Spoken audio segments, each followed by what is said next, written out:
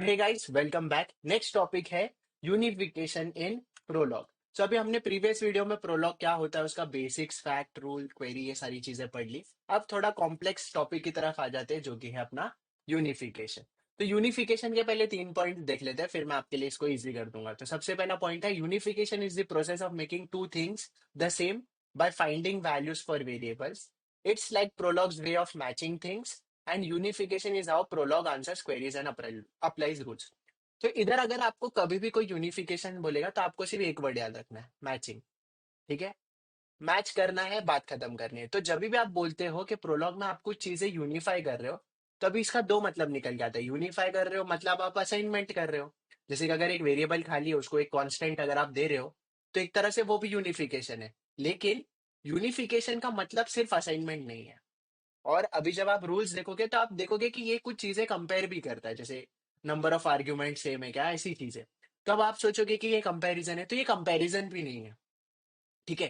तो ये क्या है, यूनिफिकेशन बेसिकली क्या है, ये क्या बोलता है कि ये चीज दूसरी वाली चीज के साथ मैच होनी चाहिए। और मेरे कुछ रूल्स है, अगर वो कुछ रूल सेटिस्फाई हुए तो ये दो चीज यूनिफाई हो सकती है, मतलब मैच हो सकती है। ठीक है, तो इसके रूल्स क्या है, तीन ही रूल्स है। सबसे पहला कि अगर दो कांस्टेंट है तो वो दोनों एग्जैक्टली कॉपी पेस्ट होना चाहिए, एकदम सेम टू सेम होना चाहिए। ठीक है, तो identical constants rule number one है। सेकेंड है variables can unify with anything. तो वेरिएबल दूसरे वेरिएबल के साथ भी यूनिफाई कर सकते हैं, वेरिएबल कांस्टेंट के साथ भी कर सकते हैं, और वेरिएबल एक नए स्ट्रक्चर के साथ भी यूनिफाई कर सकते हैं। ठीक है, और जिसके साथ भी वो यूनिफाइड हुए उसी का वैल्यू वो स्टोर करके रखेंगे। इसका एग्जांपल हम देखेंगे, बट अभी के लिए समझ लो कि वेरिएबल किसी के साथ भी यूनिफाई हो सकता है। ठीक है, एक तरह से असाइनमेंट ही हो गया। अगर आप इसको एकदम सिंपल भाषा में समझने जाओगे दिमाग में, तो ये भी एक तरह का असाइनमेंट ही हो गया। फिर तीसरा पॉइंट आ जाता है कि compound terms must match functors and arity. ठीक है, अब ये थोड़ा ट्विस्ट वाला लैंग्वेज है। इधर फंक्टर्स और अरिटी की बात हो रही है। फंक्टर्स मतलब क्या, कि जो फंक्शन का नाम है। अब मैं फंक्शन बोल रहा हूँ तो इसका मतलब नहीं आप एग्जाम में फंक्शन लिखोगे, नहीं। प्रोलॉग में हम फंक्टर्स और अरिटी बोलते हैं। फंक्टर्स मतलब फंक्शन का नाम, और एरिटी मतलब उसका आर्ग्यूमेंट्स। सिंपल भाषा में अगर हम उसको बोले तो वो आर्ग्यूमेंट्स हो गया। तो जो उसका नाम है वो सेम होना चाहिए, सेम नंबर ऑफ आर्ग्यूमेंट्स होना चाहिए, और आर्ग्यूमेंट जो है वो भी यूनिफाई होना चाहिए। ठीक है, नाम सेम है, मतलब जैसे एप्पल एक फंक्शन है और एप्पल दूसरा फंक्शन है। ठीक है, ये दोनों मैच हुआ, ठीक है, आगे बढ़ेगा। फिर वो क्या बोलेगा कि दोनों का अपना क्या बोलते हैं, आर्ग्यूमेंट्स भी सेम है या आरईटी भी सेम है, बोलेगा हाँ ठीक है, दो दो दो। बट ये समझो नंबर ले रहा है और ये समझो स्ट्रिंग ले रहा है, तो लफड़ा हो गया ना, फिर वो यूनिफाई नहीं हो सकता। तो एक कंपाउंड के टर्म्स में इसके तीन सब रूल्स है। ठीक है, अब आ जाते हैं अपने एग्जांपल्स पे। तो जैसे कि अपन ने बोला कि कांस्टेंट्स हमेशा क्या होना चाहिए, आइडेंटिकल होना चाहिए।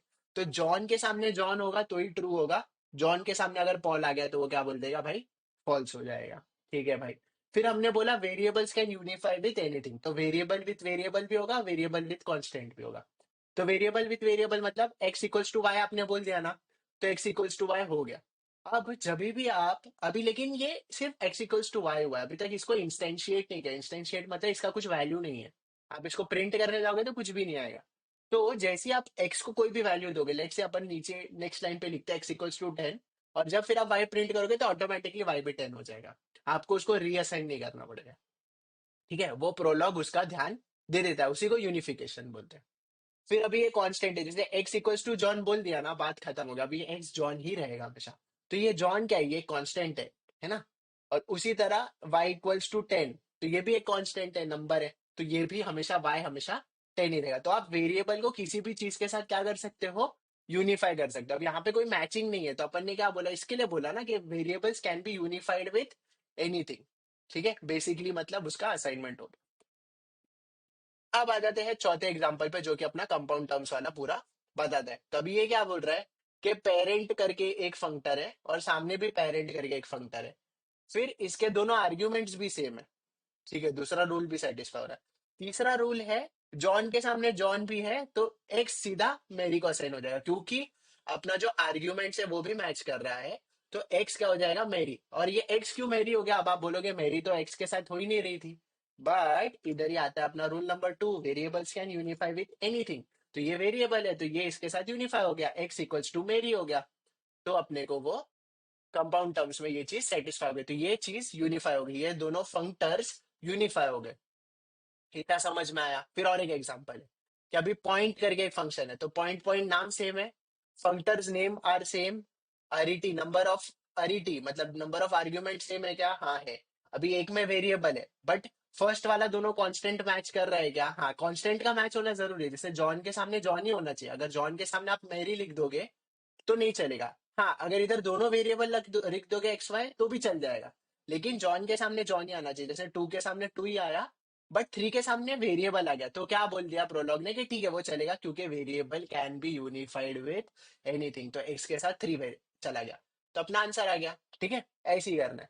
और अगर इसको अपन फेल करना चाहे तो कैसे होगा? जैसे कि मैंने कहा, अगर समझो पेरेंट अपना फंक्टर है, उसमें पहला जॉन है बट सामने पॉल आ गया, तो ये वाला सेटिस्फाई नहीं हुआ ना कि कांस्टेंट हमेशा आइडेंटिकल होना चाहिए, क्योंकि जॉन के सामने पॉल आ गया, तो वो क्या बोल देगा? फॉल्स बोल देगा भाई, क्योंकि हम इसको यूनिफाई नहीं कर सकते। तो यूनिफिकेशन का एकदम सिंपल सा आपको समझ में आ गया, तीन ही रूल है। सबसे पहले दो कॉन्स्टेंट्स के ओनली यूनिफाई अगर वो आइडेंटिकल है, एकदम same to same. Variable can unify with anything, ये भी समझ में आ गया। और कंपाउंड टर्म्स में क्या होता है? फंक्टर नेम सेम होना चाहिए, नंबर ऑफ अरिटी सेम होना चाहिए, मतलब आर्ग्यूमेंट सेम होना चाहिए, और दोनों आर्ग्यूमेंट्स में भी मैच होना चाहिए। अगर दोनों वेरिएबल है और सामने दोनों कांस्टेंट है तो चलेगा, बट अगर एक कांस्टेंट है तो दूसरा भी कांस्टेंट सामने सेम ही होना चाहिए, मतलब ये दो रूल ही नीचे भी अप्लाई हो जाएगा कंपाउंड टर्म्स के अरिटी में। इतनी बात आपको समझ में आ गई।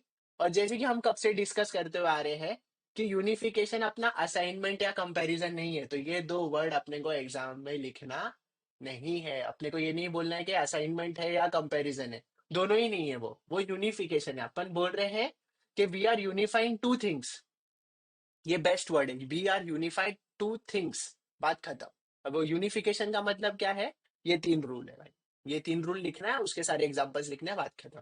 तो यही है अपना यूनिफिकेशन इन प्रोलॉग। अब बढ़ते हैं नेक्स्ट टॉपिक पे, जहां पे अपन लिखेंगे रेजोल्यूशन इन प्रोलॉग।